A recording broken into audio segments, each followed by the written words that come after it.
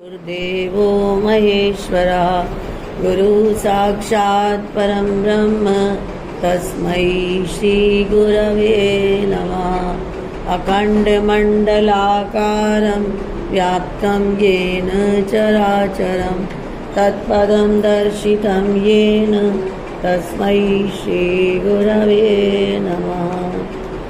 तो आज परम पूज्य श्री गिरी माँ जी की असीम अनुकंपा से, महाराज श्री की असीम अनुकंपा से हमने श्री कैलाश आश्रम के सुदृढ़ स्तंभ श्री हरिहर तीर्थ जी महाराज, परम श्रद्धेय परम पूज्य, जिनको कैलाश आश्रम का सुदृढ़ स्तंभ कहा जाता है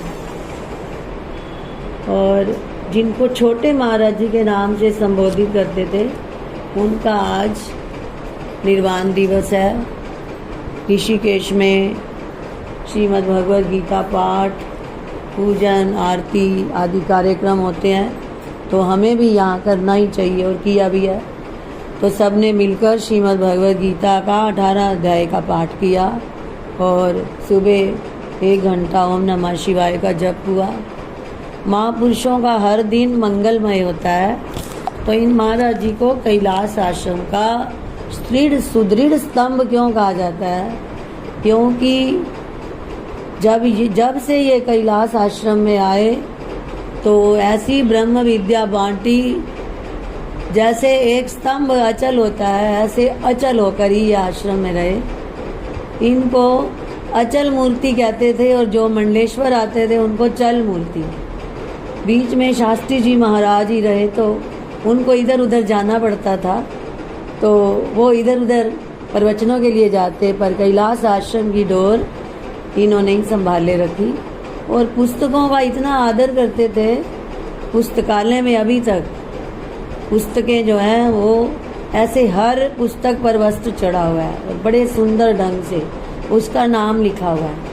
कोई पुस्तक को ऐसे मोड़ दे तो इसको सरस्वती देवी का अपमान समझते थे। ऐसे हम कई बार मोड़ के पढ़ते हैं, ऐसे नहीं करने देते थे। कहते तुम्हारी कोई उंगली मरोड़ दे तो तुम्हें कितना कष्ट होगा। तो इसलिए पुस्तकों की बहुत अच्छे से संभाल रखनी चाहिए। और भी जब कोई भी किसी समय भी पूछने आता कोई प्रश्न, तो उसका हल करने के लिए हर समय तैयार रहते। अपनी शरीर की सुध बुध कुछ नहीं रहती थी। शरीर जब रोगी हो जाए तो दवाई देने भी कोई और, महाराज जी दवाई ले लो, महाराज जी भोजन कर लो। एक बार भोजन कर रहे थे, बंदर आ गया और सिर पर बैठ गया, घाव कर दिया, इनको पता ही नहीं। किसी ने आकर हटाया, कहने लगे क्यों हटाया, वो तो अपना काम कर रहा है, हम अपना काम कर रहे हैं। इतने मतलब शरीर से पृथक रहने वाले। तो कहने का अभिप्राय है कि जो महापुरुष होते हैं, सच्चे महापुरुष, उनको शरीर से ज़रा भी आसक्ति नहीं होती और गंगा मैया पर स्नान करने जरूर जाते। बहुत देर स्नान करते, ऐसे लगता इनको कि मुझे मैया ने अपनी गोद में बिठा लिया।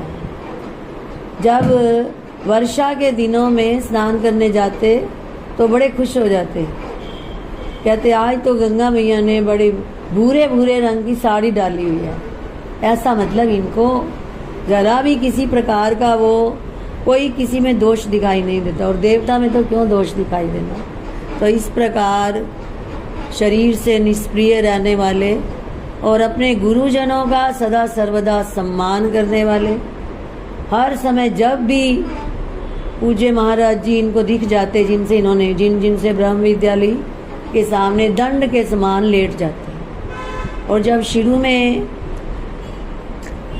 राज पुरोहित परिवार में ये उत्पन्न हुए थे, बड़ा पूरा परिवार छोड़ के छोटी ही अवस्था में पहले काशी में पढ़े, फिर जब कैलाश आश्रम आए तो इनको देखते ही षष्ठ पीठाधीश्वर महाराज जी पहचान गए। और बाकी विद्यार्थी कहने लगे कि आप पेन ले लो, कॉपी ले लो, कुछ नहीं लिया। तो कई सोचने लगे इनको रुचि नहीं है ब्रह्म विद्या में, परंतु जब महाराज जी ने सुना तो पूरा का पूरा इन्होंने बिना लिखे सारा का सारा वैसा ही सुना दिया। और कुठारी जी ने जब कमरा दिया तो कहते बस एक बोरी दे दो। कहते क्या करोगे? कहते दिन में उस पर बैठ के पढ़ूंगा और रात को उसी पे सो जाऊंगा।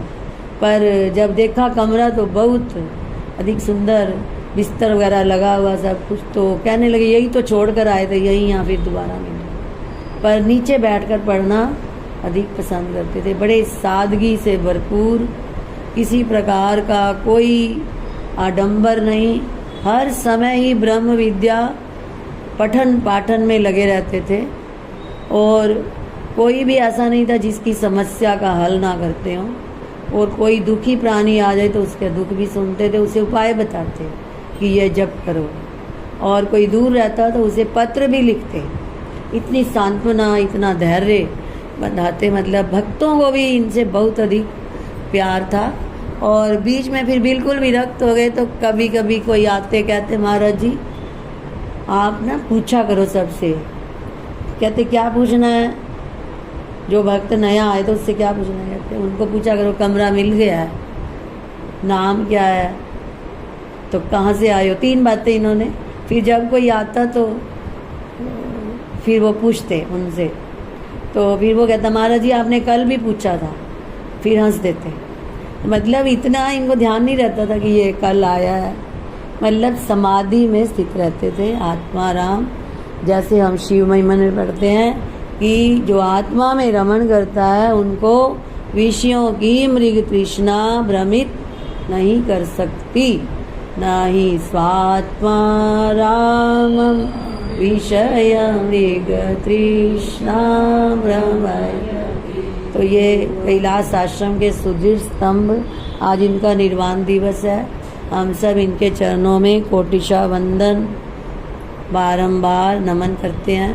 हमें भी परमात्मा ऐसी शक्ति दे, भक्ति दे, ताकि हम भी अपने इस मार्ग पर दृढ़तापूर्वक आगे बढ़ते चलें। ओम तत्सत।